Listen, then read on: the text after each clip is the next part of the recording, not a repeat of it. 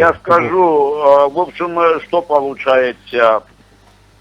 Максимально было 16,5 кубов тоски. В течение, у нас с 8 на 8 смена, где 12 часов, час обед, 2 раза по полчаса перекура.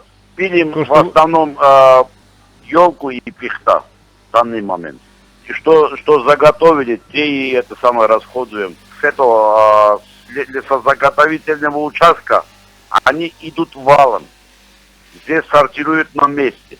Мы пилим очень высокий диаметр нет. Мы 12-16 по вершине. Сказал ребятам, чтобы выше выше 20-22 не пускали туда. Сосну, пока ребята сортируют, как заказ будет, то пока елку пихту они неограниченным количестве, почти то есть 2000 кубов доски заказали.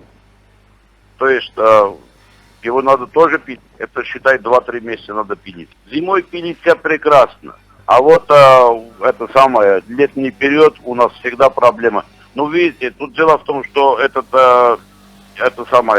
как-то они теряют листья, когда, вообще древесину держишь, они теряют и свое, качество. Зачем насиливать механизм?